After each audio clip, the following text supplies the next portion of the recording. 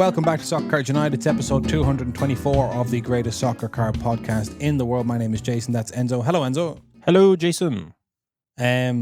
We are coming to people on a Friday, so I hope we're going to have kind of like a casual Friday style show. A nice few kind of relaxed chats and things like that. Oh, your camera just moved. Yeah, look, that happens sometimes when it's not centered, you know? All right, fair enough.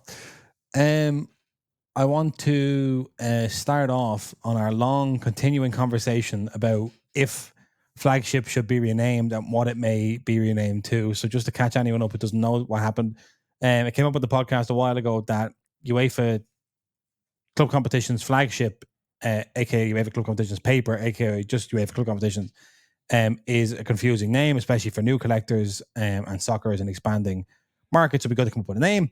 We heard from people that in baseball, they have Series 1 and Series 2 of baseball flagship. And then you weren't a fan of that idea, Enzo.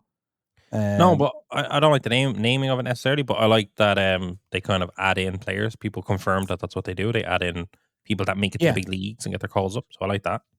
So we got two very interesting, I suppose, letters in from listeners about this.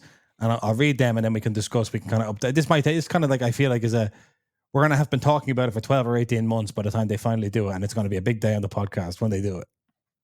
That's right. So Sean writes in and says, Enzo, you are correct that the reason for Series 1 and Series 2 and also Update Series is so the tops can capture the many new rookies that get called up from the minor leagues to the big leagues throughout the duration of the baseball season. Series 2 usually isn't as different from Series 1. However, Update Series is more sought after than Series 2, as Update usually puts more of a focus on the hot new rookies. For example, Mike Trout's famous rookie card that is considered his true rookie is from the Update Series release. It's done so the tops can spread out the release of their flagship product, Series 1 and Series 2, and likely profit off splitting the release into two separate products and release dates for hype, etc., as both are their flagship product. But also due to the nature of baseball, many players do get called up at various times throughout the season, and it's a high enough volume that instead of waiting for the following year's product for a rookie that was called up halfway through the season, the rookie card becomes available more quickly in the actual calendar year that the player is playing due to their delayed release of Series 2 and Update Series. Right? Yep, follow. And then Kevin wrote in, and Kevin said, in the 80s, we're going back in time. Oh, Kevin, yes. In the 80s, the top set was over 700 cards every year, and there was only one release. So in any given pack, you could get cards numbered from 1 to 700. That's not what they did in the 50s and 60s. So they went back to the old ways, and now Series 1 only has cards numbered 1 to number 330, and Series 2 has 330 to 660. And then there's the Update Series for traded players and rookies that used to be sold as a box set and are now basically packed as a Series 3. Premier League Prism is a 100-card checklist, if he remembers correctly. I think he does. So even then, you can do 1 to 150 and 150 to 300 and keep the total print run the same, but it seems more limited. Then maybe a 100-card transfer series to get player moves, rookies, stadium club-like photos, off-season highlights, etc. I think that's a fantastic idea. That is true. I like that. Because there's no reason when you think of it, like for Topps now taking over Premier League license, in my opinion, there's no reason why you couldn't have either 1, 2, or 3, or 2 or 3 sets and capture basically every player that plays in the league that season. True, especially because so much happens like in January transfer window, stuff like that. Yeah. I mean, what is the there's like I'm sure anyone that likes to collect the 9 Bournemouth players that are on the checklist would probably like to collect the whole Bournemouth squad. And so, I just think that's an interesting thing. So I think when Fanatics / Topps do take over the Premier League license, I'd like them to do something different. I mean, like meaningfully different, as opposed to just swapping out Panini's brands for Topps' brands. Maybe a different approach to the league, because I do feel like the Premier League deserves its status as like the biggest domestic league in football, and it would be nice to see that represented in the complexity of the card releases. Yeah, and you'd like to think that some of the reason why they don't release something at the start of the year is because they want to kind of capture as much as they can by the time they're producing the product. But if you kind of committed to a multi-release, you could just kind of have a generic first release that's actually on time, and then maybe the second release will be more sought after. But at the same time, when the first one comes out, there'll be so much interest in it just because it's the first one that dropped, so people will be interested naturally, and then you can fix it up halfway. Yeah, Jason, obviously, like, I like there it. are going to be players who are going to be leaving, during the summer transfer window, but there are also, say, there's going to be at least half the squad is going to be staying. So the clubs can confirm to you who's definitely going to be here. Well, you couldn't have that because then there could be a big, Fabrizio Romano-esque thing, but it's top saying, "Here we go, Kante's leaving," or something of the like. Yeah. Well, but okay, granted. But maybe by September, say, you could have a Series 1 release out, and then going on there to your rookies, because the January transfer window and all that could be, it's got a feature for me. Rookies have got a feature. Yeah, no, that's fair. Yeah, interesting stuff. So, if anyone has any more to say on that, write in. Okay, Enzo, have you seen all the news coming out of PSA Card recently? We mentioned it slightly on the last episode, but then there was another piece of news after that. Did I? Oh, about the new loaders or the new encapsulation? Yes, the new holders. The new slabs. PSA say meet the new standard. 3 years in the making and a decade since its last major enhancement, PSA's new holder for standard trading cards is making its debut. Medical grade plastic composition and industry first, 20% heavier with identical exterior dimensions, ultra impermeable to heat, humidity, water, and UV light, extra protective against micro scratches and surface scuffs, no mylar, no movement, no unwanted Newton ring illusions. God damn it, I hate when I get Newton ring illusions on my bloody slabs. Oh, Jason.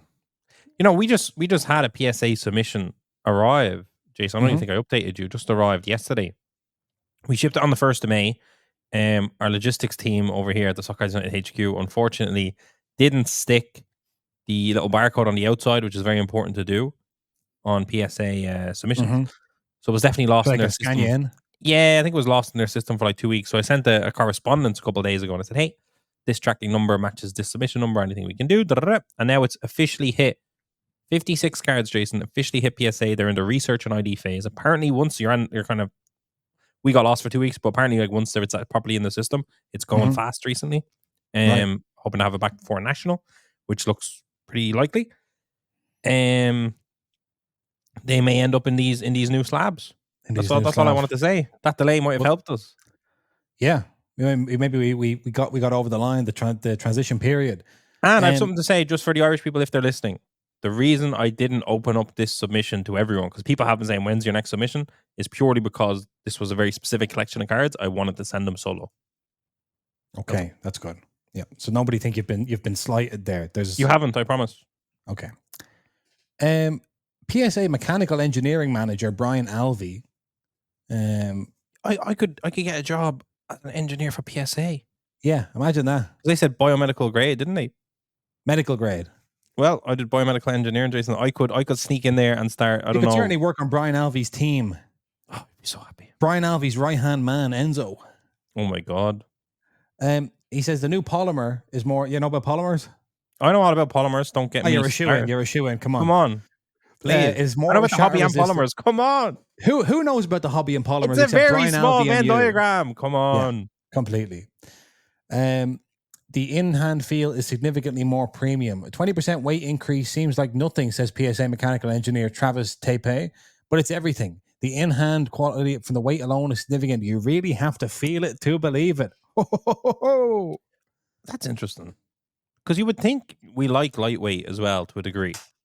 Flimsy fucking slabs. I want a slab that... You want to resub all of your slabs, Jason, to get these new, thicker, heavier... Yes. PSA confused me because I sent a few Haaland stickers back maybe a year ago. And I'd say there was 3 different versions of the PSA slab that came back to me with these stickers. Yes.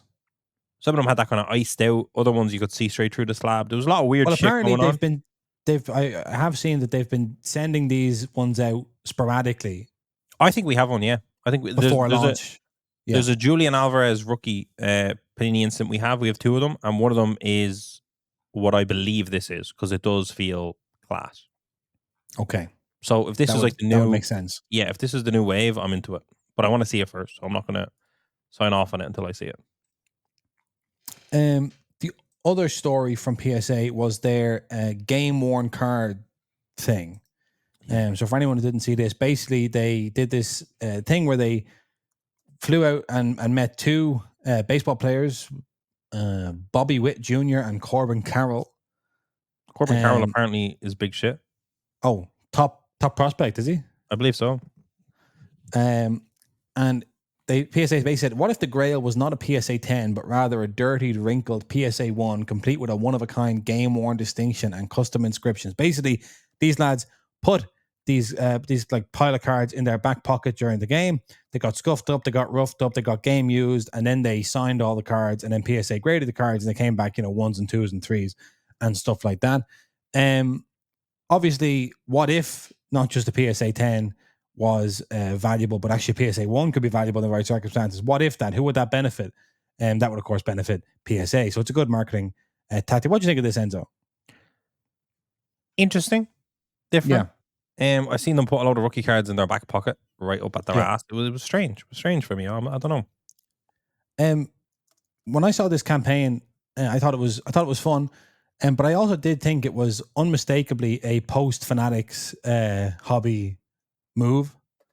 I do think there's a slight, and this is not just Fanatics, but like, PSA and a couple other people, a couple other companies were kind of moving towards this. I do think there is a slight kind of gimmickfication happening. Yeah. Okay, in the hobby, where what marketing has come to mean, when we say marketing the hobby, growing the hobby, what we really mean is coming up with stunts and kind of like flash in the pan events or other stuff to kind of like, kind of like Red Bull, kind of like a Red Bull, where you have this product that you sell for in massive amounts for a very, very high profit margin. And all you have to really do is make sure people keep talking about you. So Red Bull, like, their marketing spend is huge because the drink costs them absolutely nothing to produce. And so I do slightly worry about the gamification, the Red Bullization of the hobby a little bit, just because obviously you're going to capture the news cycle, you're going to get featured on social media and all that stuff. But in terms of actually marketing the hobby, are you actually marketing the hobby, or are you kind of marketing just various stunts? Does anyone look at that and go, oh yeah, I actually would like to be a card collector? What does marketing the hobby mean is my question. Yeah, I would love if a rookie dirtied up a few cards for me. Yeah. Like, does that move the needle for anyone? I don't think so. No, I mean, you could argue it was a creative idea internally and this, that, and the other, but yeah, I don't know. Yeah. There's just a weird. The hobby's in a weird space at the moment, but it's in a growing space. So, like, on that regard, you can't hate it. No, and I don't hate it. I don't blame, and like no individual. None of this stuff individually is bad or is a bad idea. It's all good.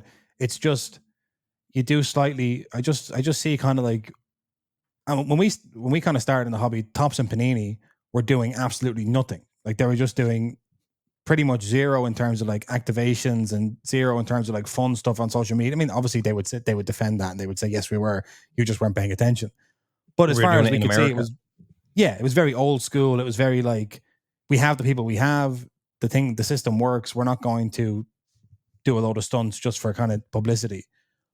And obviously we needed a corrective for that. So again, I'm not saying it's a bad thing. I'm just saying it's kind of a trend to keep an eye on, is the gimmickfication of the hobby. Just watch out for that, I would say. Yep. Be careful. Be careful. Watch yourself. Be careful. Don't buy a PSA 1 Corbin Carroll game used butt card and expect it to go up in value. You can buy it, but don't expect it to be. Yes. Yeah. Yeah.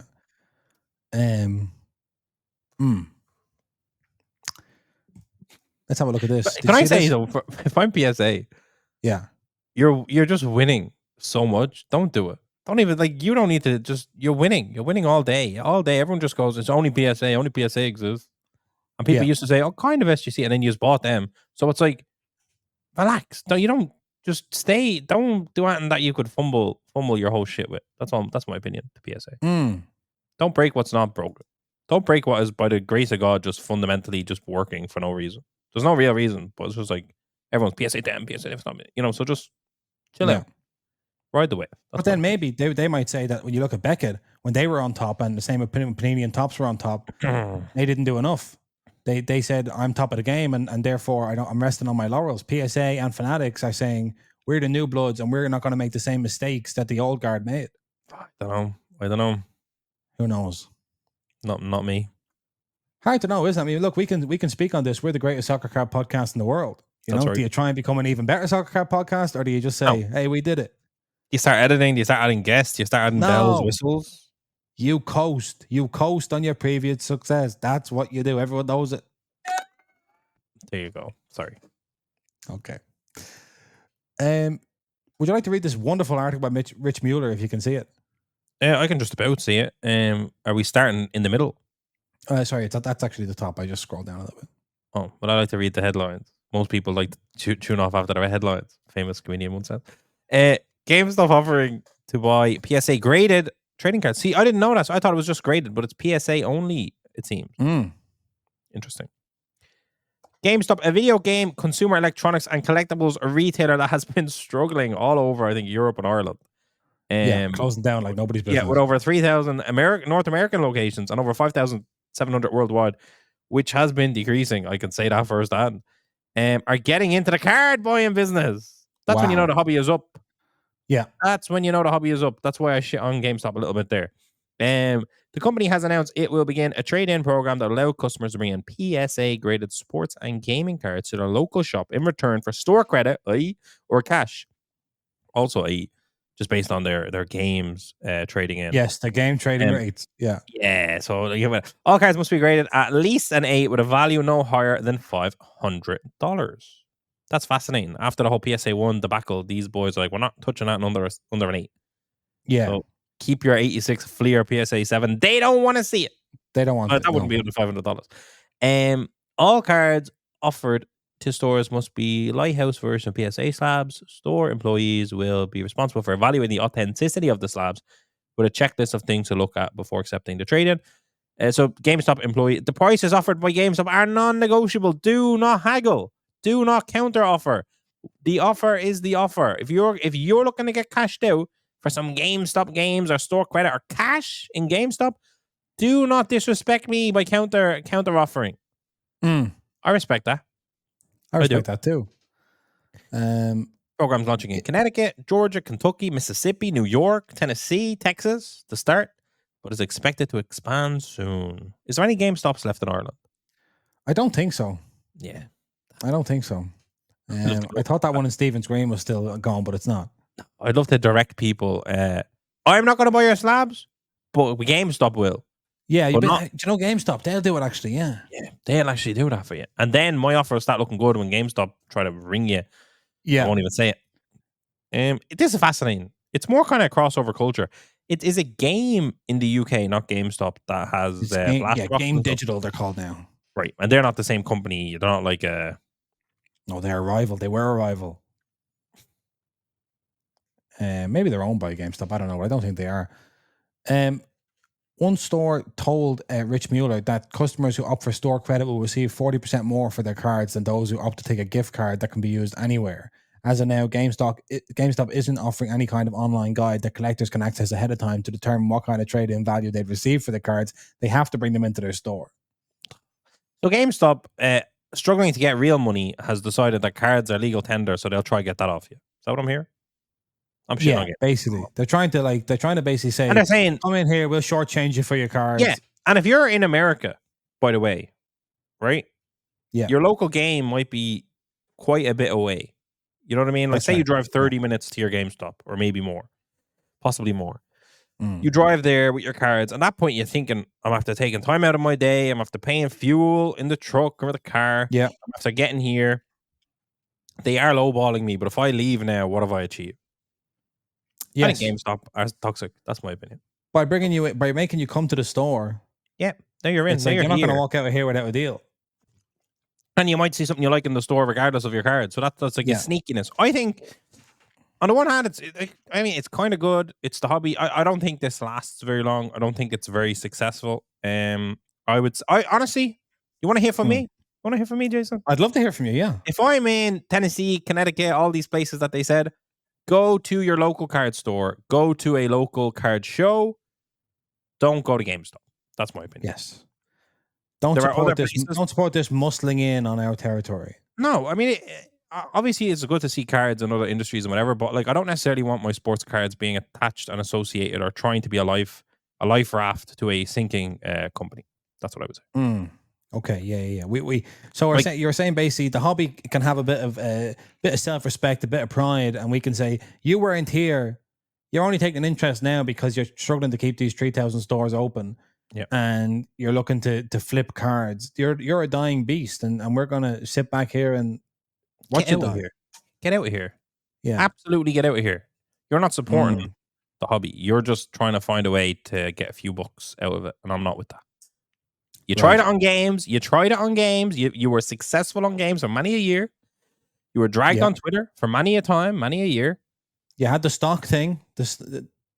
You had all of The what you stock thought thing you went up. needed, There's a movie and about that. Yeah. yeah, and now, yeah, absolutely, and now you're not even going to publish it online, like because you know it's a disgrace. You know that you get screenshots and get absolutely dragged online. Mm, Get out of town, GameStop. Close your stores. Games are downloaded online these days. You're a dying breed. You're Blockbuster. You're Extravision. You're out of here. That's my right. opinion. That's it. Good night and good luck to GameStop.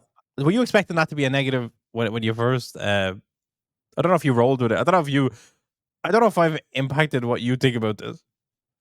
Uh, no, I saw it and I was just like, Cool well, or no? cool. Well, Yeah, I think it's not good. It's not great. Like, it's just like, the card shows, card shops, friends, family, whatever. yeah, I think obviously like all of those states that they mentioned, as far as I know, do have card stores and do have card shows. And you'd much rather see the money. There's a couple of things. You'd much rather see the money stay within the hobby ecosystem than go to subsidize GameStop. Um, on the other hand, it is nice to get the recognition. Um, it is kind of definitely a sign that I'm talking about. Well, what's the point in all these publicity stunts and all this, and then it's like, well, the point is that cards are going mainstream because if you get into the news enough time, eventually people go, yeah, that's a legitimate thing. I've heard about that 6 different times. Yeah, what is it? Um, I suppose, like, to a degree, let's not forget, regardless of whether the comps are good or bad, GameStop are offering to give you cash for your slab. So there is actually a bit of an injection of cash into the hobby. It's obviously yes, going to be somewhat undervalued. I would imagine listing on eBay will still be more king than going into your GameStop. yeah. Um, who But knows? again, if you going back to your scenario, if you do take the truck and you put a big load of cards in it, like you don't necessarily want to sell all them and ship them on eBay and sell them over the course of 3 months and have to ship them True. all separately. And there's different people and different shipping and there's I just don't returns know and it's like, if you want GameStop cashing people out. I think that's a sorry sign for the hobby. That's you're dying. You're walking, you're mm. crawling, and it's like, you know what? I'll just bring what I have to GameStop, and I'll accept their $20, and I'm allowed rent Crash Bandicoot for a week. I'll just take it. I'll just take it because, to be honest, I'm fed up. I'm tired. Yeah, And well, I'm they're sure there are killing people you. who kind of entered in during the boom and who were like, I've had these bloody slabs. I'm a gamer. I kind of did this, and now I have all these slabs. I'm not interested really in, Do you know what? If you enter during the boom and you've decided it's not for you, this is not your hobby, and you're absolutely devastated because you've spent 300 quid and you feel like you failed. This is why we told you to grade with PSA. If you're sitting there with a load of Beckett's, a load of HGAs, good riddance. Good luck to But you. if you're sitting there at Beckett's and HGAs, you can't even go to That's what I'm GameStop. saying. That's Oh, what that's I'm what you're saying, saying. though. I see. I I'm see. saying I see. yous I were see. crying and moaning, telling me HGA was the future, all this. If you had Yeah. a graded with PSA, GameStop would have cashed it out. Now look at you. You're there with your Now look. HGA slabs. It will cost you more money to swap them over to PSA to get cashed out by GameStop than it is to just set them on fire. Mm, That's right. tough.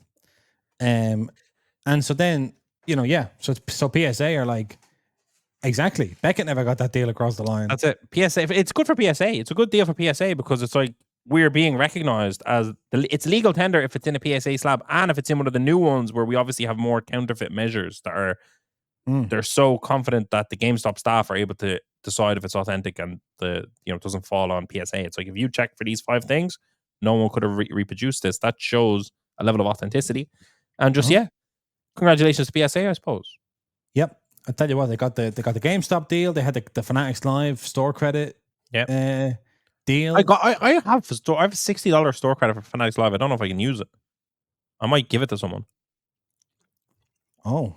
Try get myself a Wemby on Fanatics Live. Yeah, I think you can use it. You've got a US shipping address. Our friend, Yeah. he actually messaged during the show. So do you know what? I will. Okay. Very good. Right. It's decided. Also, I don't want to spend too long on this one because we already talked about it when it was announced, but Rich Mueller also reports that collectors and eBay and Golden have now done that kind of deal thing was going on. Collectors parent company of PSA and hang on a second. Oh, sorry. Yeah. Collectors and eBay have said they closed a series of deals announced last month in which eBay acquired Golden from Collectors and PSA took over the eBay vault. The goal, they said, will be, quote, seamless transactions and extensive database insight to support decision making for trading card collectors. that was difficult to follow. That was a mouthful. Yeah. Anyway, here's what we know so far. Beginning next month, collectors who have their cards graded by PSA will have the option to sell them through eBay without taking possession if they choose. PSA will handle logistics through the vault it now will manage. Customers decide when they want to sell. Consignment rates for the PSA vault to sell on eBay will range from 7% for cards that sell over $5,000 to 16% for cards that sell for under $100. No other fees are incurred. Using image-based listing capabilities, eBay users will be able to scan graded cards to create and populate new listings at a faster pace with details automatically added to their listing. eBay will integrate real-time transaction data and PSA pop report data directly into listings, providing buyers with more information about an item's rarity, grading, distribution, and pricing. Golden isn't going away. The company's auctions will be integrated into eBay. A start date wasn't announced, but Golden does not yet have a dedicated page on eBay. And within the PSA app, a full collection and inventory management experience will be available, including real-time tracking of any item's value via recent transactions and utilizing PSA's pricing data. So a pop report within the eBay listing. Wow. I love that. And so you no longer have to type pop one. We know. It says it right there. I like that. That's a really good combo, Jason. Two juggernauts in the industry coming together. I think Golden will benefit a lot from getting access to obviously eBay, but I think eBay will benefit a lot by having the kind of brand of Golden, because I do think a lot of people hesitate to have huge value cards on eBay. They'd rather go to Golden. You seem to be able to do both now, which is like, people with high value cards and high value buyers are now comfortable buying on eBay. I think that's really, really good. This is just one of those combos that made total sense in the hobby, and I'm happy that it's happened. Makes complete sense. Yeah, I think like a lot of stuff we'd like to. We've been saying like like auto filling. How does it not know all the details of the card just by obviously? Ideally, it would be able to do that no matter what the card was and whatever. But starting with PSA slabs and going from there, that's quite good. Ken Golden, founder and CEO of Golden. I'm thrilled for Golden to join eBay and begin its next chapter, introducing a whole new audience to our curated elite auctions, the Golden 100, and our amazing selection of one-of-a-kind collectibles and sports memorabilia. Wow. Oof. So, some big hobby stories being reported on Sports Collectors Daily this week. So I recommend the hobby has been happening as ever. The hobby is happening every single day. It keeps on happening, Jason. Never stops, never sleeps. And that wasn't even the most exciting Ken Golden news this week, by the way. Because he's listening. He's back at it. He's listening to us, listening to our podcast. I know. So, Ken, if you're out there, Ken, hi. Thank you. Hello.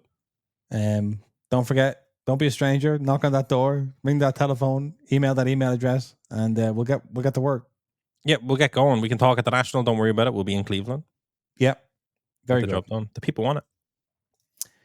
Sometimes I wish, Jason, I wish I had a hugely desirable, never before seen collectible, just so as I could meet Ken. Do you know what I mean? Yes. I want to have something that would give him reason to fuel up the private jet and come to Dublin. But I don't know if I do. See, I can't give it away, but I don't think I do. But I might. Someday. Okay. Yeah. Get a few more 100 episodes under your belt, you'll be able to sell that chair. Listen. That'll be a one-of-a-kind hobby collectible. Please. Did you see the well, Ken liked our stuff on Twitter, so I'll give him this. Did you see the trailer for Series 2 of King of Collectibles? I didn't. I've seen it. What can we expect? How does it compare to Season 1? Soccer is represented again. Good. The Leo Messi 1-of-1 sticker from the World Cup. I seen that. There was one part where it said they had Cleopatra's hand, mummified hand or something. Okay. All right. Cool. So some funky stuff. And just Ken being the best in the absolute business again, as ever. That's the expectation. I can't fully remember Still it all. Going. I remember that was my main thing. The hand freaked me out. I want to know, was that real? Was it a replica? What was that? And then obviously seeing the Messi, I was always happy to see a bit of soccer represented on the Yes. King of Collectibles. There you go. I can already picture the segment on the hand. Yeah. Top work. Do you know what? Work from the producers in getting that one in. Yeah. There's no confirmation, I don't believe, in that. Oh, I might watch the trailer again. There's no confirmation that our favorite people from that show are back at it again, but they must be. Who got the The hand? two Robbies. Yeah, who got the hand? It must have been the Robbie. Who got the hand? That has Robbie's written all over it. That's it. The two of them. Now, Enzo, big news for you as an Italy fan with a Euros to win this summer. Yeah. Euros to retain, please, this summer. Oh, sorry, excuse me. Euros to retain. We're defending this our title, by the way. Right. In case you forgot. I didn't forget. How could I? I wish I could. Hey, but listen, England could have won it if it wasn't for us, eh? Don't forget that. No, I know, and I'm forever grateful for that. Don't worry about it. But you don't have licensed cards in the Topps releases, but Panini have sorted you out. There is a Panini Adrenaline XL collection for the Azzurri being released. They've brought me through their website to Esselunga, which I believe is a supermarket. But this is how they're releasing it from. I've done a Google Translate here for the listeners. From the 9th of May to the 5th of June, for every €15 spent, you will receive a packet containing 3 Azzurri Adrenaline Panini cards. Oh, yeah. The men's team, the women's team, and the youth team. 108 cards. Isn't that exciting? Youth team. Yeah, I like that. I like that a lot. But there's not just Adrenaline XL cards. There's also memorabilia and there's autographs. Oh, now I'm very interested. Excuse me. Gigi Buffon memorabilia, Andrea Pirlo autographs. Is that an Andrea Pirlo autograph? It is indeed, yeah. I better go to Esselunga when I'm in Milan. You gotta get to Esselunga, yeah. The dates are May, isn't it? So I can do it. If I go to Esselunga. 9th of May to the 5th of June. Yes, I'll get one. Yeah. I'll do it. For the hobby, I can get it done. I'll do a shop. Yeah. Do the weekly shop in I might just go to, you know what I'll do? You know what I'll do? I'm gonna rock up to Milan on the Saturday, on the Friday, go to Esselunga and buy a load of beer. Yeah, good thinking. Yeah, that'll do me, and I'll get my Pirlo autograph, and I'll be thrilled. But you can also win all sorts of other stuff. Good Lord, Jesus, that's exciting. It's like the Carrefour stickers on steroids. Oh, look at this! Take part in the Casa Azzurri Experience competition. 30 prize packages up for grabs for 2 people. Jason, that could be you, to fly to Germany and follow the blue path. Wow. Which I assume means follow the Blues the whole way through the tournament. Yes. I'd like to do that without going to Esselunga. Well, unfortunately, there's only one way to get that package to follow. Oh my God. To get the Casa Azzurri Experience. This is brilliant. That's good. Like, to be honest, they've seen a huge gap at the market. But it's funny because it's like, how long have you had this license? Did it take you until losing the Euros to start using it? Like, yeah, because our German listeners will be thrilled to know that Panini Germany have followed suit, and they've done the DFB Team Set 2024 for Germany. Let me hit the old Google Translate on this one too. All right. So this is a €40 box, 6 packs with 6 cards each, 36 cards in total, including 2 numbered parallels and autographs in random boxes. That's a nice box design, I will say that. Someone tried to sell me that recently. Get the fuck out of here. I said, not for me. There you go. I'm not German. You're not German, no. Florian Wirtz autograph. Oh, I like that now. I might have to go back. Schweinsteiger autographs. Beckenbauer autographs. Oh my God. Pretty exciting stuff. But again, where's this energy been? What's been going on? You know? Who knows what's going on, Jason? And available in Austria and Germany, nowhere else. Nowhere else, yeah. I should probably take up that offer to buy them. We'll be the only ones outside of Germany and Austria with them. Although, who's buying them? Who's buying them? I don't know. Well. And before you message, I don't want people messaging this to the podcast saying, I'll buy 1 box. They're trying to get me to buy a volume of boxes. Unless you're going to say, Enzo, I want 50 of these sent to America, 50 of these sent to Italy, whatever. Don't do it.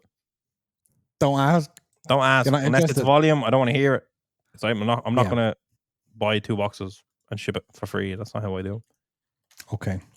Sorry, I had to put on edge this week. I've been busy. It's been a crazy time, right? It's been, I think, 3 or 4 or 5 releases yesterday, 2 days ago. 2 days ago. I'm on edge. I won't lie. Okay. Well, we don't want you on edge. We want you to relax. This is Casual Friday podcast. No, I'm happy. Today I'm happy. I'm wearing shorts. You can't see it here, but I'm wearing some really nice beige shorts that I got when I was in the United States of America. Right. So even though the weather has kind of abandoned us in Dublin, but rest in peace to the Portal. By the way, I was very excited to go to Fanatics Fest so as I could see Ireland through the Portal. Now we can. Yes. Because people couldn't behave themselves. Yeah. Not happy about that. I'm not happy. What did they think was going to happen? I felt connected to the United States in a way that I've never felt before, Jason. Because it's wow. Yeah, because it's like this port was put in place, and it's like of all places in the world, it was showing Dublin. Do you know what I mean? That was a bit funky, and showing New York, of course. But yeah, the Irish. No, it didn't get shut down because of the Irish. Got shut down because of what happened in New York. Yes, excuse me. What happened in New York? Someone flashed it. That happened in Ireland as well. No, that happened on the New York side. But that wasn't Ireland. No. Yeah. All of our stuff was good humored. It wasn't explicit. I mean, there was 9/11 pictures being shown across that portal to New York. Good humored. It was good humored. A good set of fun jokes, you know. Well, rest in peace, portal. I kept saying to my mother that I can see her when I'm in New York. She can go to the portal and I'll see her, and that would have been great. It would have been fun. Yeah. Don't know why we could organize. We could organize a FaceTime. Maybe could on a big screen. Also work. Yeah, I know, but something about that's what I'm saying. The portal was just different gravy. Yeah, but did they plan to leave it there? The streets will never forget the portal. The streets will never forget. Yeah. Do you think? Imagine doing do you think that port was supposed to be there for a long period of time or no? Well, no, because it was previously in Poland, and I didn't know that. Yes. This is not the first time the portal technology has been applied. Was it the same portal? It was the same portal, same company. Yeah. It was Poland to where? I think it was 2 cities in Poland. Oh, did they behave? It may be in Poland to a different Central European country. I can't quite remember, but one of them was in Poland anyway. Well, I'd never heard of it before. No, they tried it in a kind of tertiary market, and then they said, right, the big one, Dublin to New York. That's a good one, isn't it? You know, yeah. And like other ways to get from Dublin to New York, it was a Titanic disaster. Stop. All right. Listen, Bayer Leverkusen are good, and Ultimate Drops have released they released during the week a series of officially licensed cards and stuff for them. There you are. Look, there's Florian Wirth. This was password protected on a pre-order list kind of thing. Yeah. And I got in there. This is what I found. Bayer Leverkusen, the history makers. Get your piece of German football history. Bayer Leverkusen made history this year, etc., etc. But they didn't just win the championships and destroy FC Bayern Munich's legacy. I don't think you should mention another club in a... I don't think you say destroyed. No, you didn't destroy their legacy, and you shouldn't mention them unless you're standing on... Dynasty, not legacy. Oh, destroyed their dynasty. Is that better? Still, no, that's still... Don't mention that in the first sentence. Like, yeah, it shows that you're forever in their shadows. It shows you're rattled, like. So they had memorabilia cards. So they had Grimaldo, Stanisic, and Patrick Schick. Match-worn jerseys from the Bayern Munich from games against Bayern Munich, Wolfsburg, and Hoffenheim. Cool patches. 100 cards each. You could only buy 5 per purchase, as far as I know. So Grimaldo is sold out currently. Stanisic and Patrick Schick remain. Interesting. Yeah. They had 3 direct purchase signature cards. So you've seen this with this is like kind of like Tops Now auto styled stuff. Victor Boniface, Jeremy Frimpong, and Robert Andrich. I would not have assumed that Robert Andrich would have been the is he German? First. He is German, yeah.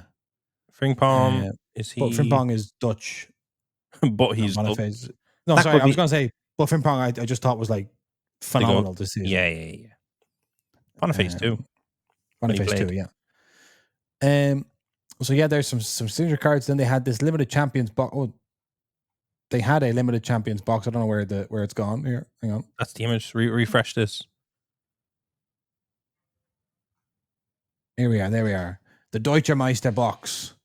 4 packs per box, 4 cards per pack. Chance of match worn memorabilia and autographs and stuff. €100, $99.99. Oh, look at that. Overtime Heroes insert. Where they look all at the 90 plus 1, 90 plus 1, 90 plus 7, 90 plus Yeah. 6. Look at that. So I think actually if I go on the checklist here, they have the overtime here. So I believe this is everybody that scored. That's really good. That maybe that's true or not. I'm just looking here. Did Lucas Stradetsky, the goalkeeper, score an extra time at one point? I don't think I can't so. remember. Not to my I don't knowledge. think so.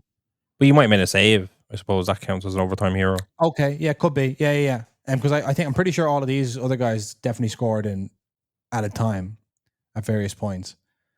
Schick and Stanisic scored about 6 times each in extra time over the course of the season. So that's pretty fun. And good to see somebody taking initiative. Looks well put together. They obviously, like, I've seen a lot of people kind of talk about like the fact that like we have match worn and they're from this game. People's like, that's amazing. You're buying it, you have a checklist. That's amazing. Like, people like that stuff. But at the same time, I think it's a lot easier to do that if you're a smaller company that's trying to disrupt the big boys, versus Talent Tops to just change what they do or whatever, or Panini. But I think just being officially licensed makes it a good product, and they obviously put it together really, really well. I like it. Yeah, I mean, one interesting thing is that it says every one auto or memorabilia card in every second box. And then they put in the next paragraph there are 700 memorabilia cards and 280 autograph cards across the 1900 boxes. Yeah, like that level of transparency is very much appreciated, but also easier to do at a smaller scale is what I'm saying. That was my kind much of counter. Easier to keep but unbelievable, definitely amazing. Yeah, we like it. I mean, and of course the thing is, some things are easier at smaller scale, but also at smaller scale you have fewer employees, fewer resources. True. Less money. So in theory, if you're a much bigger business, you should have the resources to match. Yeah. So that you can kind of go both ways. But I understand, obviously. I think it's a fun little set. I think, look, 50 games unbeaten, potential treble on the cards. They're coming to Dublin to try and win the European Cup, the Europa League. Yes. Yeah, look, interesting set for sure. And the momentum has swung away from Atalanta after their third Coppa Italia final loss in 6 years against Max Allegri's Juventus. They get there, but they can't get the job done, Jason. True, but still, what a job Gasparini has done, by the way. Yeah. So let's see here, Enzo. Let's finish today on massive news in the breaker sphere. Okay. With the introduction of hobbyist, hobby fan, card opener, box ripper, and streaming superstar Castro into the hobby proper, or into the hobby commercially, with Castro Collects, his new venture with his team over there. Oh yeah, Castro Collects. So it has existed for a while, that kind of brand, but it's the first time they've obviously added the website and stuff like that. I launched the website. Yeah, sorry. Yeah. So Castro Collects has officially kind of gone into breaking. There's all sorts of interesting stuff here. First of all, we happen to know Rick, who's leading the charge over there at Castro Collects, quite well. Just want to say congratulations to Rick on a fantastic launch, and best of luck with it and all that stuff. First of all, I see that they've kind of put down the bottom here a gift card. I don't think I see it. You don't see that on many breaking webs. That's a great idea. Mm-hmm. I'm genuinely reacting to this live now, and I had never considered. The gift card says $100 on it, but then in there it says €23 and -2 in stock. So there's something going on there, but it's a great idea. Okay, yeah. Listen, we all have kinks to work out when we start, but in theory, it's very exciting. You got your products, you got your breaks, standard. People have seen breaker websites, and stuff. Obviously, here in the banner. Museum. Sorry, 1 second. Just on the banner here, it says step 1, purchase spot. Step 2, watch the stream. Step 3, receive your cards. That's obvious to anyone who's entered a break in the hobby, but not necessarily obvious to Castro's audience who have been watching him open cards, but haven't necessarily been entering breaks all this time. 100%. Look at this. Virtual museum. Basically a highlight reel of hits. Very, very, very good. That's a nice way to kind of, because you see, I don't know which breaker it was. I'm not going to mention them, but they had they have like their biggest hits or whatever, like kind of carousel on the website, which is always a great idea. Yeah, fun. And so, what do you think of someone like this? We've seen streamers, obviously Castro himself, and many other different people, whether it be Steve Aoki or whatever, in and around the hobby. But to actually launch a breaking brand, is this good or bad? Is this welcome or unwelcome? What's your thoughts? I honestly love it. I love it. I think it's positive for Castro to have launched the breaking platform. I think he's done it the right way. He's kind of engaged with the hobby for a few years first. Yeah. I think putting Rick, obviously we kind of know him via Twitter. We've met him. I don't think I don't think we've met him at the national, but we've been in contact for 2 or 3 years at least. I Yeah. might see him at this national upcoming. I feel like I've met Rick, even though I may not have met him. I just feel like You feel like you know him personally. Yes, yes. No, that's what I love about it. Like, he basically, if you look at it, right, it's like one of the biggest streamers, and let's not forget soccer mainly. It's soccer. Like, soccer is the world. It's FIFA. It's soccer. Like, there's not a lot of megastar soccer breakers really. Like, a lot of the biggest breaking groups, whether it's Blaze or Backyard Breaks, etc., the focus is not soccer at all. Yeah, I look at it. It's like Castro has basically taken his audience through him opening boxes for many years. Now he's introducing breaking. He's put Rick in the chair, which is the thing I love.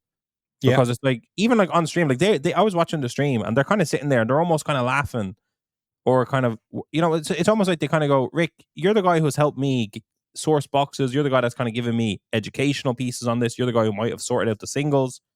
You're not necessarily a natural on camera. Like, you're not the guy who's been on camera, but I'm putting you there and we're all just going to it's going to work. I trust you. I want to put someone that knows what this is in the chair. And even if it's like, you don't have your catchphrase, like, they're kind of bantering about that. He doesn't have, like, what are you going to say when you hit something big?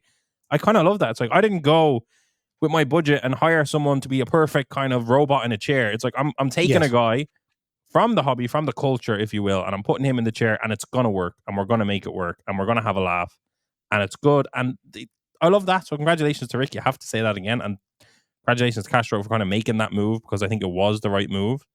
And then just in terms of the hobby, yeah, people, like, some people have said, like, Castro's been open for 2 or 3 years. So if that hasn't moved the needle for his audience to care about the hobby, then what real difference does this make, for example? But at the end of the day, it's like, there's a big obviously difference. it has moved the needle because he's decided to start breaking. No, 100%. But what I'm trying to say is, like, if you're talking about growing the hobby, because a lot of influencers or athletes or whatever have been seen with cards in the last few years. Like, we've seen it a lot of your times. Bobby Witt Jr., your Corbin Carroll, your Tom Brady. These people have, we've seen it, even when Banyana. But your Jude Bellingham, your Jose Mourinho. Exactly, right? But it's like, for Castro to get his audience to transact in the hobby, to spend €10, €20 on a break, to watch the break, enjoy it, have that experience, but then, more importantly, to end up getting the card shipped to them.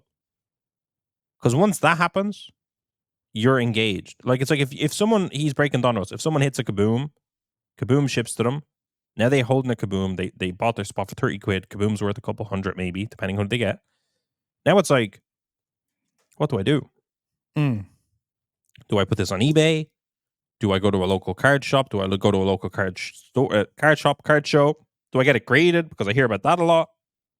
What do I do? And now you're in the hobby. You've transacted. Yeah. You've actually converted people into engaging with the hobby. Once you start having a pile of cards, now it's like, right, what do I do? And then you start learning. So I love it. I love it. Yeah. I think that's it's a good point you raise. I mean, obviously we talk a lot about and this goes back to what I was saying earlier about gimmicks and stuff like that. You talk about marketing the hobby and growing it, and oftentimes what that means is putting digital content or putting advertising content in front of people and telling them about the hobby and showing them kind of other people doing it. For me, like, there is no, would you say, there's nothing better than actually focusing on, if we want to grow the hobby, if we want to 10x the hobby, we need to get cards. And by cards, I mean, a pile of cards or a pile of slabs that somebody owns, that they've either gotten to breaks or they've bought singles or whatever it may be. You need to have as many people with a not unsubstantial amount of cards that they have some vague idea of the value of as possible. You need to disseminate the cards throughout the you need to seed the world with cards. Well, and this is what this does. To add that, because I was watching it for maybe an hour, on and off, kind of flicking through. they had obviously Cyrus from Soccer Breakers, who's a big part of this as well. They Yes. had Castro on himself. By On the the way, couch. just to give Cyrus a shout out, a complete OG, and to still be growing it, to still be pushing it, and to still be like, to be, it's like, to be honest, if anyone is going to be concerned about this, or if anyone is going to know why this is not a good idea or whatever, it is Cyrus. So like, it's just great to see him having a growth cosign and mindset, and interest. not like a, oh no, I don't want these FIFA streamers moving in on my turf kind of thing. Anyway, sorry, go ahead. No, 100%. But it's like, for a lot of it, it's almost done in the vein, Jason, that we would always try to do something. And that, like, you had Rick opening boxes, you had Castro being humble and kind of acknowledging that he doesn't understand everything about the industry. Like, he doesn't, like, the same way, like, if I give my brother a box to open, I think the other day we all opened a Pristine together, and my brother was holding a Haaland Hidden Gems, and he didn't know what it was. He didn't know Hidden Gems was a big key. He just thought this is another kind of base card in the box, is what he was thinking. And we both went, it's a Hidden Gem. Like, Castro has that in him where he's like, yeah, we all said, let's go.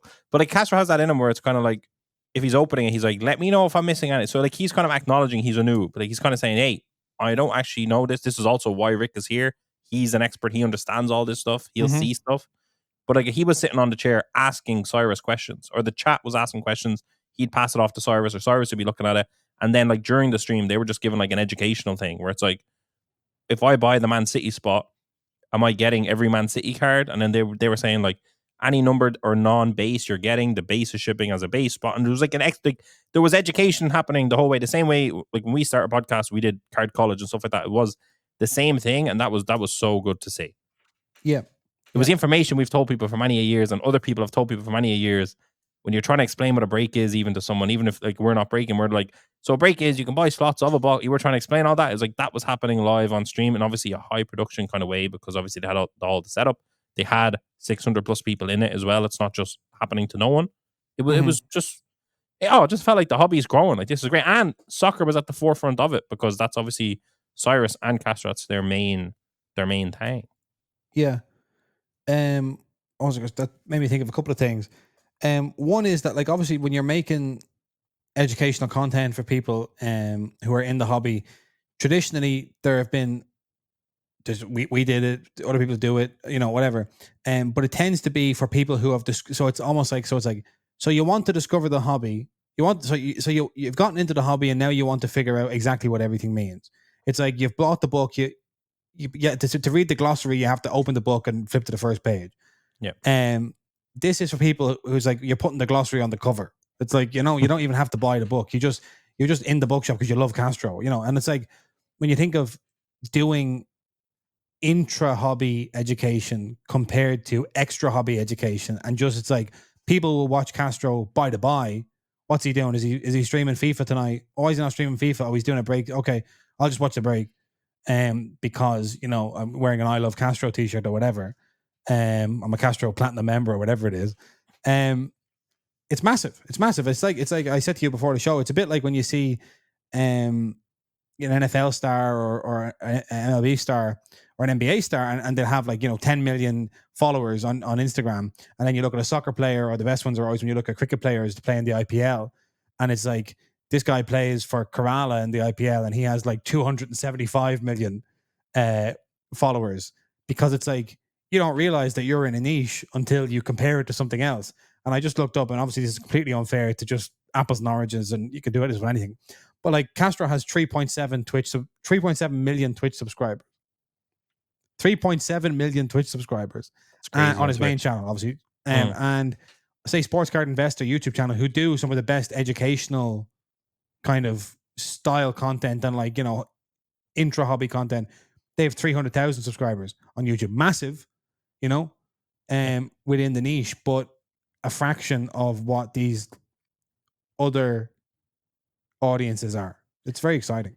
Yeah, and you can't underestimate, like, I'm pretty sure, like, without knowing the full history, without paying super, super close attention to the full history of streaming and FIFA, I think it's safe to assume if Castro does something, is a host of other streamers with maybe 1 million or maybe 300,000, 400,000 that kind of look at what he's doing and go, what's he doing? What's happening here? Okay, I might be interested in that. And then they might want to do it. You know what I mean? Like, I definitely think that happens. Whether you kind of move from FIFA to Fortnite or something like that, like, other people are looking at the people around them. And if you're at 3.7 million, that kind of a niche, the people kind of around you, 2 million, 1 million, 400,000, 500,000, significant numbers still, as we've said, that could then go, hey, you know, I think I could start breaking, and I think I could have a breaking company, and I think I could actually do this. This could be interesting. How do I get involved? Yes. And now Yeah. you're kind of dragging an entire community of people kind of into the hobby. So I love to see it. Love to see it, Jason. That's all I can say on it. I don't see any negative to it, to be honest. I think it's great, and I think, you know, he did it the right way. He was opening boxes for 2 or 3 years before launching it. So I think a lot of time went into it, a lot of thought went into it. And again, as I said, even getting Rick, stuff like that, it just looks like everything was done professionally. It wasn't Everything was done right. casually. Yeah, 100%. No, it's good. I think it's better than congratulations GameStop's to all involved. move. Better than GameStop, yeah, better than GameStop. Because I suppose if we're gonna hold up the theory that the important thing is to get cards that people care about the value of into as many people's hands as possible, then what does the GameStop thing do? It takes cards out of the ecosystem. So now somebody has these slabs that they've had for a couple of years. They want to get out of the hobby. They give them to GameStop. They get out of the hobby. This does the other thing. This puts more cards in more hands. GameStop takes cards out of people's hands. Making GameStop sound like such terrible people. And listen, they're taking cards out of totally people's hands. And I don't want to hear from GameStop about how I've completely mischaracterized what is a perfectly legitimate what is a perfectly legitimate thing to do. I don't want to hear them defend themselves. I know we're being unreasonable, but yeah, listen, big week. I'm sure we're going to have an even bigger week next week because the hobby just does not sleep. No, not at all. I'm seeing some stuff here, Jason, about the Euro League basketball. The first product is coming. Oh wow! I'll talk to you about that off air. That's not a basketball podcast. Okay, listen. Have a great weekend, everyone. We're back on Tuesday for episode 225, and let's go. Yes, let's go. Let's go then. Let's go there. Let's go.